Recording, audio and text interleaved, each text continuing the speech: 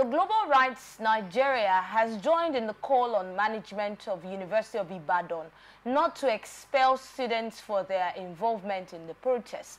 The call was made in a press statement by the program officer in charge of civil space and press freedom of the organization, Damilola Deke.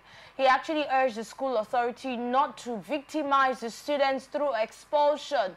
He added that the security agents that arrested them on 13th May 2024 because they protested should issue a swift and unreserved apology. It would be recalled that some students, namely Aduo Ayodele and Olamide and Nice Linus, were invited for questioning over their participation in a peaceful protest in the university.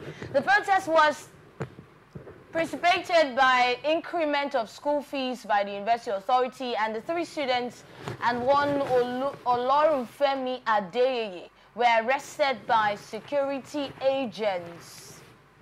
I don't know if we've ever heard of such a case before where students had a peaceful protest. Please underline that. It was not rowdy. There was no hijacking of the protest where police had to come in and throw tear gas and all of that. It was stated clearly that it was a peaceful protest. Have you ever heard of a situation like that and then the students were arrested? I would strictly recommend that if the VCs are aware of that process, what the arrest of those students, that VC should be suspended. Yes, you see, first of all, as human beings, we have inalienable rights. Yes. These are rights that were not conferred on us by the Constitution. They are natural rights we ought to enjoy. And one of them is free speech. Of course. Even in the Garden of Eden, God did not impose anything on Adam. He said, Adam, have you eaten of the fruit? He wanted Adam to say the woman, he shifted the blame and so on. So you have free speech, which is guaranteed in all the constitutions of democratic countries. Then 2, you have the freedom to assemble. It is only in the free speech, freedom of expression and the press, that a group of people can express free and frank opinions about how they feel about a particular issue, about their beliefs, about their ideologies, about what they think is right and what they think is not right. Then the freedom of assembly also enables people to form political parties. If we are in a church and we come together, we are free. It's a freedom we have to enjoy. Even animals, tigers, lions, they come together in their pride. Even fishes come together to hold their meetings in their own way. So human beings, being higher animals, are entitled to free speech as well as freedom of what? Peaceful assembly. So protesting peacefully is a natural right given to us by God. You protest. That is guaranteed by the Nigerian Constitution. You know, chapter 4 of the Constitution deals with about 11 fundamental human rights. Again, it is in line with the United Nations Charter, as well as the human rights and humanitarian law. So, except a protest goes violent and people begin to destroy public property, there was no need in the first place to get anybody arrested. What ideally they should have done was to invite, in every group there must be a leader, was to invite the leaders and discuss with them to find out the causes of the protest. What is the cause of the protest? The cause is already known. You just woke up one morning and hiked the school fees. I mean, Ibadan is a premier university established in 1948 as a campus of the University of London. So, such protests, I don't think they are harmful. It was peaceful, and the reason they protested was also genuine. Because when you just increase school fees, chances are that some students will not be able to pay. Sure. And that will deny them the savoring of their academic and intellectual endeavors. So, my advice to the authorities, the University of Ibadan, and the police, sometimes I blame the police too. Sometimes they might have asked them to go and chase the people away. They have gone to make arrests because they want to make a point. If they made an arrest, there is no way anyone would say that they were not aware that the police had arrested these students. how did the news carry it? How did the media find out? If you in the school did not find out, as the VC or the people in charge were not aware that the students were arrested, then how did the media find out? I think before you, I think who is the leader of the university? What will happen next is, you know, in Nigeria, no matter how decrepit, how decadent our society is, civil society is still alive. Sure. A few men of conscience, few women of conscience are still alive. So civil society will take it up. If they try to take them to court, they are wasting their time. What they should address in the first place is what warranted the increase of school fees, because that is a causal agent of that protest. They have not committed any crime protesting, except there are other reasons they have refused to disclose. If they say, okay, as a result of the protest, so property, public property was destroyed, that's a different ball game. But they have no right to arrest them in May. Until today, they are still keeping them in detention. Don't you think that this, when something like this happens, when they have to be, or there's a need for an increase in school fees, is it wrong for the students to be called and then being explained to? But sometimes these decisions are taken, and when the students come out to ask questions, it almost feels like they don't have a say here. Or even if you feel like they don't have a say, they are being affected, and definitely they will react. Because I also went through the university system, and I know how it was. In fact, at that point, there was a particular time we had a particular VC who was in the news for almost every time he was in the news for the wrong reasons. And you know, it always feels like we don't have a voice. As students, you're not supposed to say anything. Just whatever I see, just take it and just keep quiet. Don't say anything.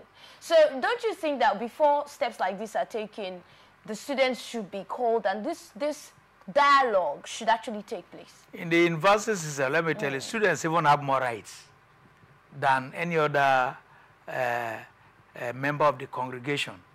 Because without the students, will the teachers be there?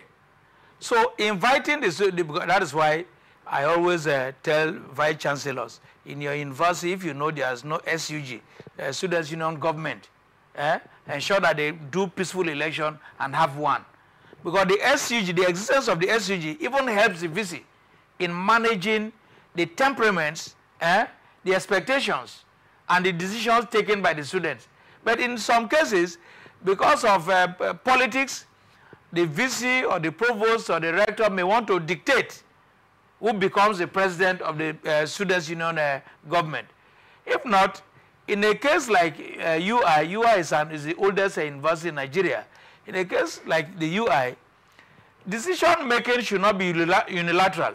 The university is made up of different interest groups. Sure. The lecturers have their interest groups, the other non-academic staff have their interest groups, the students have their interests, other people have their interest. External interest, government is interested, industry is interested, corporate Nigeria is interested, and donor agencies are also what? You can see the stakeholders I've mentioned.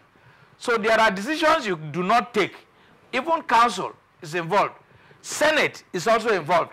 There are decisions you cannot take unilaterally without informing all the clientele, all the various stakeholders of the university. And if, in the case of school fees, the students are the people to pay, so that is the primary constituency every vice chancellor should consult. But how much involvement have we had concerning the school and then the students, involving the students in the running of the affairs, especially in cases like this? That's what I have just said. That in a case like what has happened in University of Ibadan, if there was an SUG government, the SUG government should be involved. The SUG will in turn nominate one or two persons that will discuss with them. It is more like collective bargaining. You are increasing your fees, yet, yes, you have the right to increase your fees, but I also have the right to say, no, what you have done is too much. Okay, so let me rephrase that question now that I asked. Okay. From your analysis, would you say that this has actually been practiced in our universities? In some universities, yes. When I attended University of Ibadan, under Professor Andrew Nogorai, it was practiced. So many other VCs are practicing it. You don't adopt a centralized decision-making process. No. Most of the time, universities that are governed by educationists and those in the humanities have better administrations than those who read the sciences. Why? What do you say? Because what does it have to do with what they learn? Yes, what you learn has a lot to do with the decisions you take. For instance, if you employ an engineer, if you make an engineer your VC, for him, everything is engineering.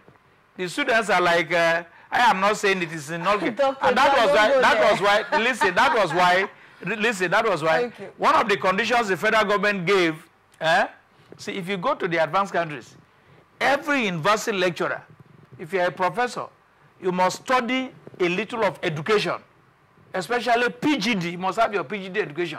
You must learn how to prepare your lesson notes. You must know that the students are not mere furniture.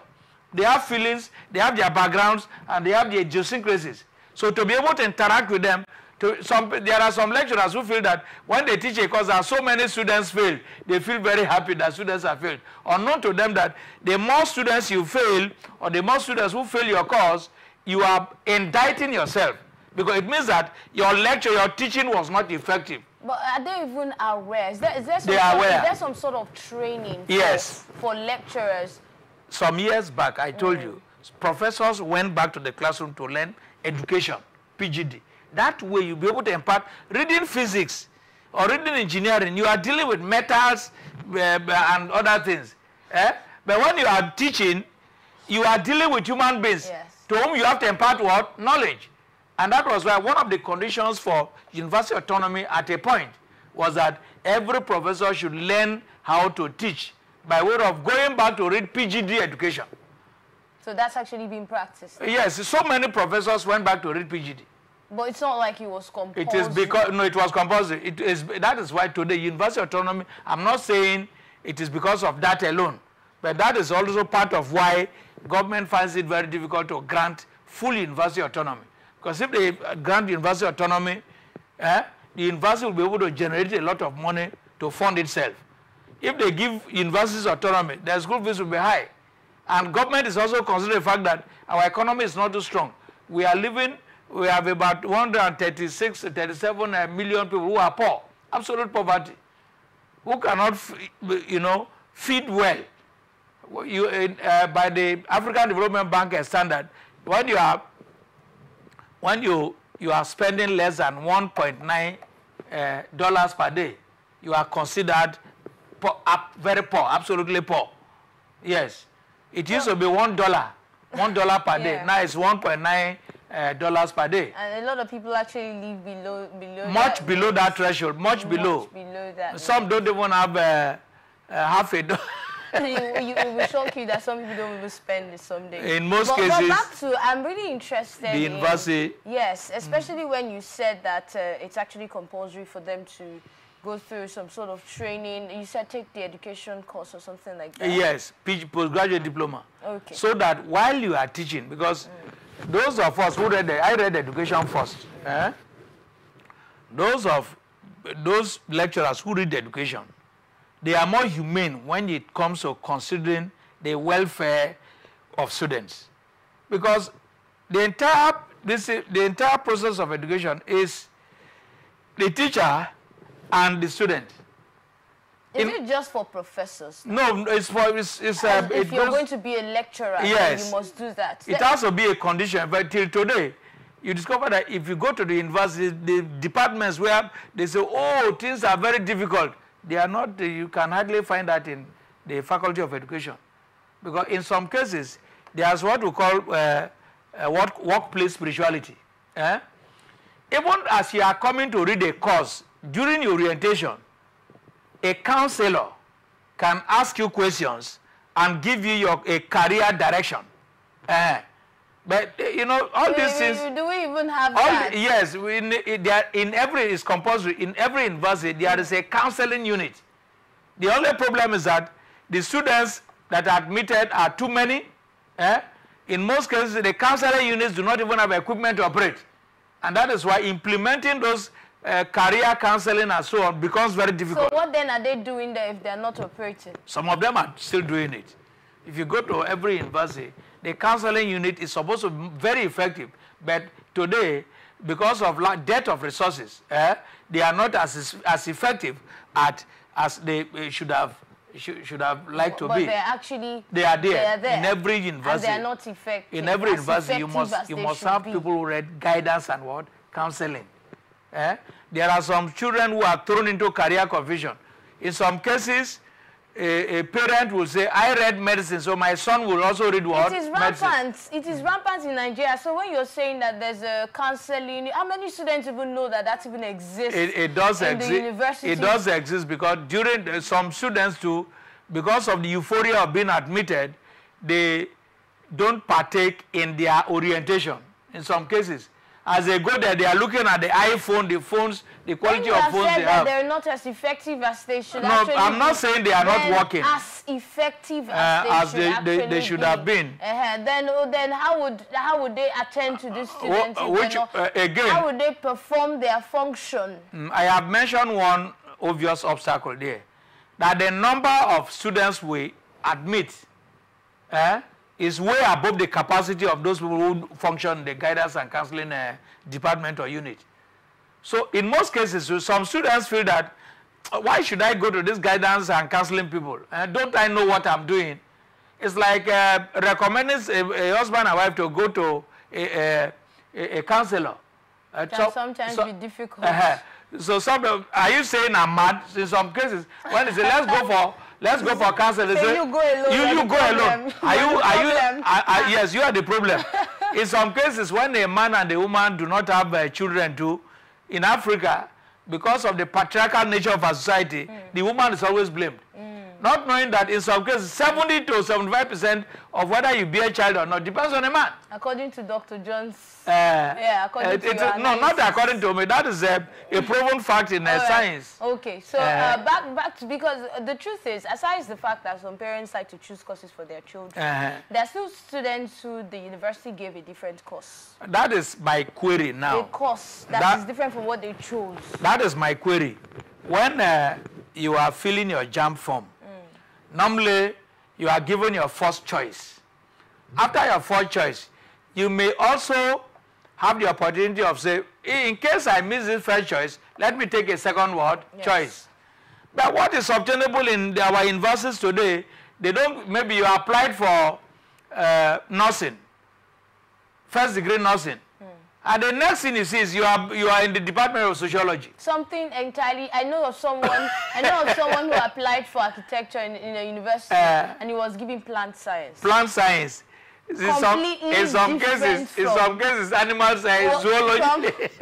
Actually, every course is important. You get every course is actually important, but it's just the idea of it being completely different, like out of the faculty of what this person even applied for. Throwing these children into career suicide, career confusion. That's what. And then they come out and they're lost in the society. They don't really, and some of the students are not even happy about the courses that they are studying. And that is why they don't pay attention in most cases, because they are studying what they did not bargain for.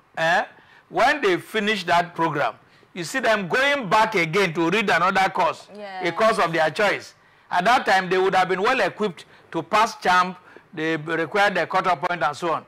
So in most cases, this idea of parents choosing a course in 1987, 88, I think it was 1989.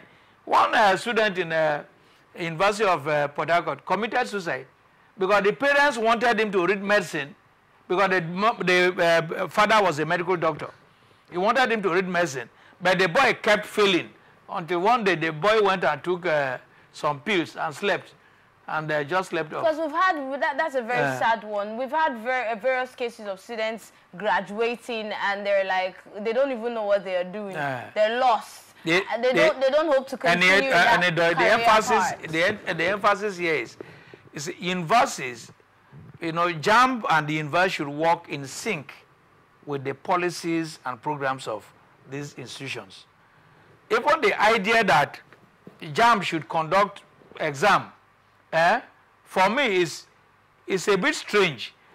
If JAMB can relinquish that power to allow the universities to conduct their own entrance exams. But they do that. Yeah? They do. The universities conduct their own no. exams. After writing JAM, they now write university gate exams, CBT, computer-based test. After writing that, they now combine. There's a way they work out the two scores to arrive at the mark of the person. So in the first place, what two scores are you talking about now? The JAM score is combined with the post-UME score. That's what we call university gate exam. So subjecting the children to double jeopardy. One, you have to write one course to know whether you will enter or not. If your cutoff mark is not up to the stipulated cutoff mark in the first place. Why do we even have universities giving students courses that they did not You are talking of courses. Sometimes most of the students did not make the cutoff point of universities. And they are eager. There are times parents are pushing. There are times brothers and sisters in university are pushing. So, okay, give him anything, give him anything. In that case, they give the child, in some cases, they give the child agric science or agronomy or something to read while they are preparing for another JAM. That it is better to occupy the child doing something than to leave him to prepare for another JAM, because that is another 1 year. And that is why what I will emphasize here is the National Open University should expand its services. And the universities that are in existence should also reinforce their counseling units to ensure that students who are new students, the orientation we do in our university just like a child's play. The orientation should be personal.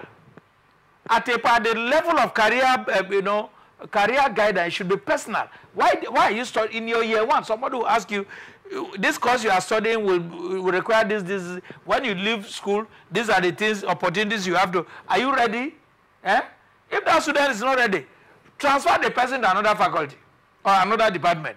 But our universities are falling short of that glory. That is the point. A lot of students come out and tell you that for their course, the places where they are supposed to work, they don't really have that in Nigeria. They have that outside the country. So why do we even have courses there is like no place. There is no place. Reading engineering does not make you an engineer. If you want to professionalize, for instance, as an engineer, you will still enroll in the Nigerian Society of Engineers and begin to write professional courses to become an engineer. Our problem is, most of us, when we send our children to school, we don't know how to manage the expectations. That's what we call expectation management.